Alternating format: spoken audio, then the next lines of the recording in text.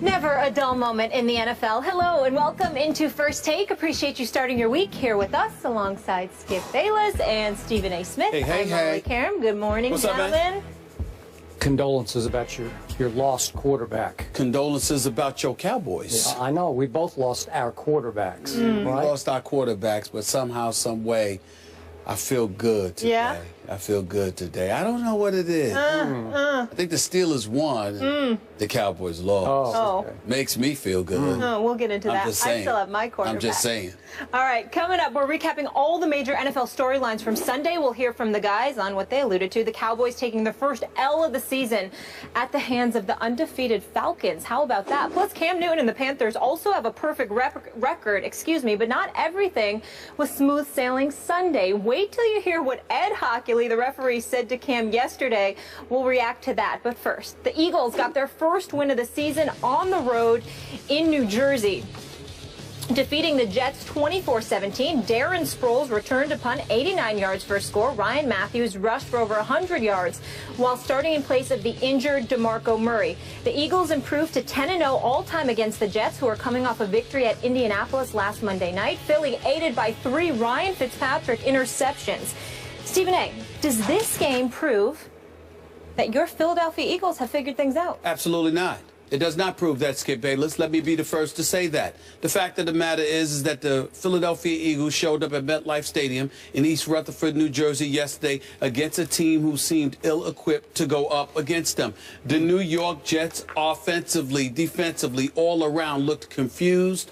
They looked lost. They looked pathetic. And by the way, I might add, it just irritated not just Jet fans, but anyone who looks at the Jets and continuously finds themselves in a position that whenever you sit up there and say the Jets have arrived, that somehow, some way the Jets are okay, something else happens. Now, you can sit up there with that face of yours, all right, sitting there going like this. Well, you know what? I'm not caught up in it either. I told you that the Eagles weren't going to do anything in the NFC East. I told you not to get caught up in there. Oh, so what, all right? I don't feel like sitting there and giving you kudos for that because we'll get to your Cowboys soon enough. But I will say this to you. The Philadelphia Eagles showed me absolutely nothing. Not just because they went scoreless in the second half, but in the first half, that Jets team just seemed ill-prepared. Now, I am a fan of Todd Bowles. We all know this. And I think that he's going to be a sensational coach. But I did say in that first half yesterday, he didn't have them ready. Their offense, first of all, don't even get me started with Ryan Fitzpatrick. I just can't believe. I don't want you to faint when I say this, Skip, but there are actually people who call into my radio show every day that are actual fans of Ryan Fitzpatrick. Why, I have no idea whatsoever. It seems to me like the IQ from your Harvard education doesn't necessarily translate into you performing big time on a football field on an NFL Sunday. Brandon Marshall know what the hell he was thinking about with maybe one of the stupidest turnovers that I've ever seen. But, you know, we understand that he was willing to admit that, and we'll let that go. Only had 23 yards rushing. We know that with Ryan Fitzpatrick as your quarterback, you're going to have to run the football effectively. You weren't able to do that. We transitioned to the Philadelphia Eagles. We talk about DeMarco Murray, y'all. The absence of DeMarco Murray actually had the Eagles looking better. You said it. I will give you props for this with a smile on my face. You are absolutely right when you said Ryan Matthews may be better for this system than DeMarco Murray. But let me tell you something. Neither of them is better for the system than Darren Sproles. I mean, when you see what he did with the 89-yard punt return, with the 1-yard run, I mean, he was absolutely sensational yesterday. There's no question. And he came into the game, by the way, as the Eagles' leading rusher. He had 46 yards rushing on the season in his first 2 games. And then he was actually their leading rusher because we all know that DeMarco Murray had 11 yards and 21 carries, and Ryan Matthews only had 4 attempts, for crying out loud. But he showed up yesterday with 108 yards rushing. The Eagles came out, surprised everybody, switched things up a little bit. Obviously, their blocking was exceptional. Sam Bradford, even though he wasn't that impressive to me, did throw a couple of impressive passes. The defense overall for the New York Jets seemed ill-prepared. But to answer the question directly, do I believe that this is that some epiphany has hit us, or in my case has returned, and that the Philadelphia Eagles have shown that indeed that the first 2 games were an aberration and that things are going to look bright for them going forward in the NFC East? My answer would be no, primarily because, once again, they won 2 additional quarters without scoring a single point. So they had went scoreless in 5 quarters of the first 2 games out of the 8. Now they've gone scoreless in 7 quarters out of 11. I mean, out of 12. I want to compliment you to start this show and appreciate the fact that for once, for the first time in a long, long time, you did not overreact to what you saw yesterday and leap with both feet back aboard the Eagles bandwagon. That is impressive perspective on your part, because I did warn you on Friday, I thought the Jets were going to blow this game. Molly actually sided with me after I went out on the limb. That's about as far out on the limb as you can get. But what was my theory? Right. My theory was, it's the theory of too good to be true. When the whole world says that one decent team has 0 chance against another really good team, but the Eagles are still a decent team. I never said they weren't. I got problems with Chip Kelly, but they got talent on that team. They have talent.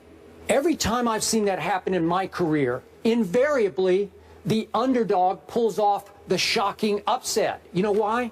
Because the Jets read the papers, they listen to the radio, they watch television. All they heard all week long was that visiting team coming into your building has no chance in this game.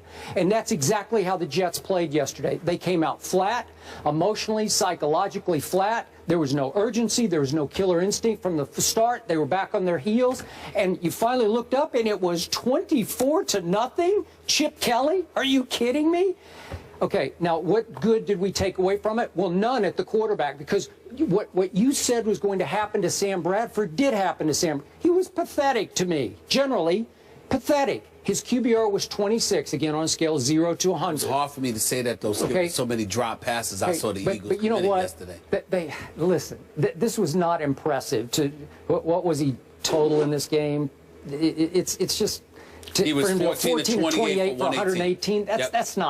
That's not big time, take it to the bank kind of numbers. That's not going to change the balance of power in the NFC East.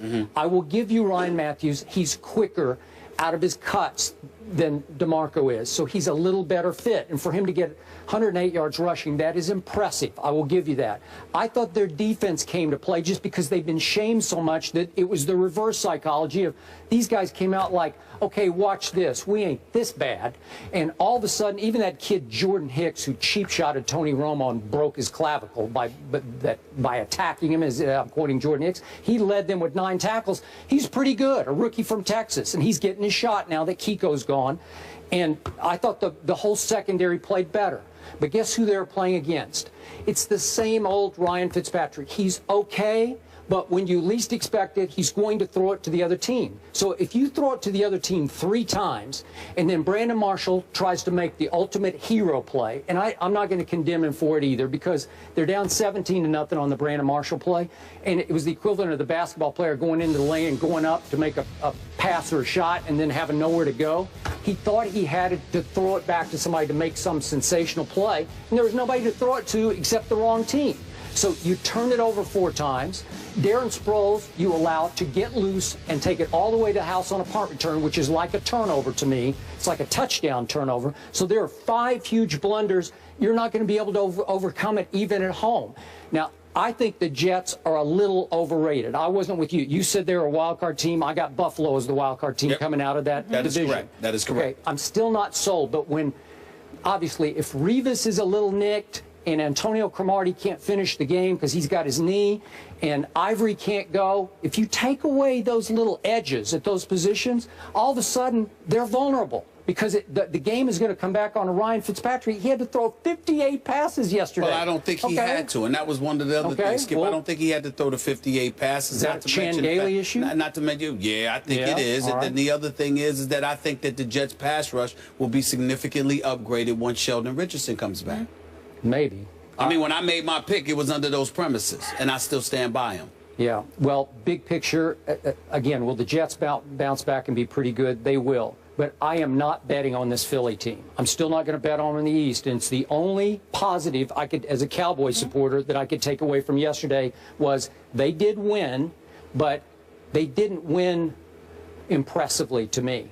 They won by default because the other team didn't show up. I totally agree with that. And I'm of the mindset, listen, there's still a lot of work that they have to do. I guess a win could do a lot of confidence for you. But to me, what I'm seeing from you got to remember, Sam Bradford decided to bet on himself. He thought that he was worth more money that they were offering. He's betting on himself. I don't know how wise of a bet that appears to have been. But that also means there is the possibility that he could be gone from the Eagles as of next season. You're Chip Kelly, not that Nick Foles is anything to brag at home about, to go home and brag about, but at the same time, you know, who's going to be your quarterback in the future? What kind of players are you going to be able to get? These are all the kind of things that I think we need to watch out for and monitor with Chip Kelly and his Philadelphia Eagles, because I'm not sold. I'm not sold based on what I'm seeing. Right, and before we go completely gaga over what Sproles did yesterday, I'm going to remind you, he carried the ball 11 times for a total of 17 yards, and he caught 4 passes for a total of 19 yards. So it wasn't within the confines of the offense he did his damage. Right.